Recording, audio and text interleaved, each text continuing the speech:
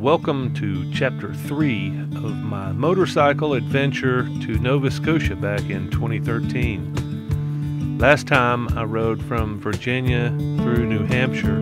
This time I ride all the way across Maine and into New Brunswick, Canada. And after running out of daylight about halfway across Maine, I wound up camping next to a lake on a rainy, windy, cold night. Stick around and I'll share the rest of my story with you.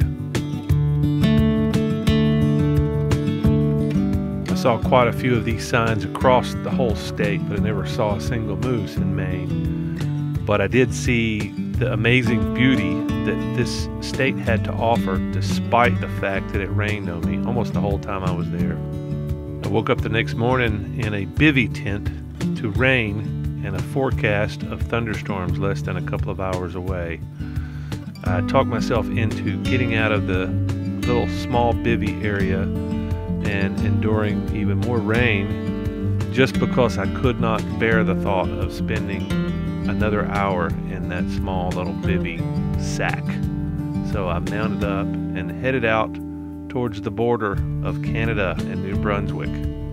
That's pretty funny. I just went through this toll booth back here, and I knew I was in trouble when I got to the toll booth. I just got on the interstate. I mean, 2 miles back, I got on the interstate, and I come to a toll booth immediately, and I'm like, oh, okay, great. And then I thought, okay, how do I pay for this? I gave my last cash out of my wallet in the campground last night and had to dig in to my jacket pocket to get some change. And I got a couple bucks in there, but I didn't think I had $2.25 for the toll. But I'm digging in there, and I gave her this sorry look and gave her the story, and she just looked at me like I was crazy. I said, I don't know what to do. Do you take a debit card? And she said, we don't take debit cards. So I dug in my pocket one more time, and I said, here, this is the rest. This is everything I've got. And she said, well, that was enough. And she smiled at me and said, have a nice day. It's pretty funny. So it started raining again. I got to button up a little bit tighter and put on some music.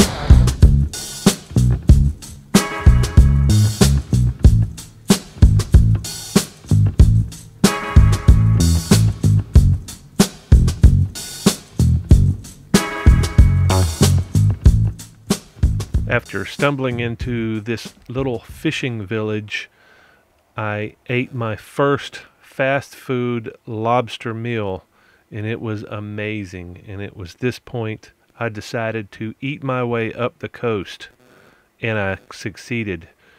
Meet my friend Lucky the Lobster, one of the most delicious lobsters I've ever eaten in my life. After the first of many amazing seafood meals, I dried out and loaded what was left of Lucky the Lobster onto the bike and headed back north.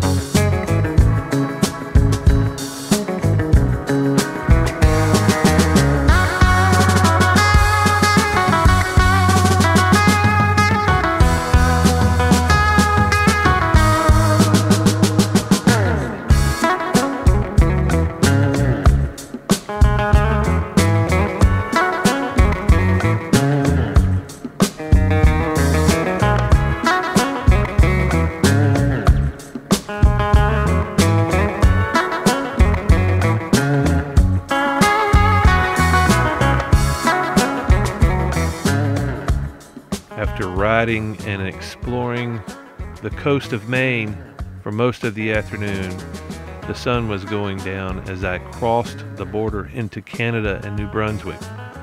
Since I had not developed or mastered my stealth camping skills at this point in my career, I decided that getting a hotel for the night was the best thing to do. Dry off, take a nice warm shower, recover, and start again in the morning.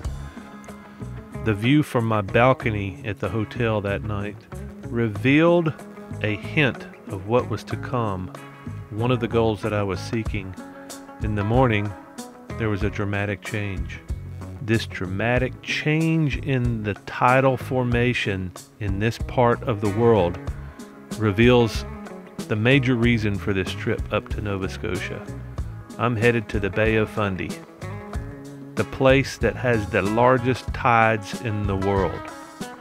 Not only that, but I find myself almost a victim of this tidal fluctuation. But all that is coming up in the next episode, Chapter 4. Hope to see you then.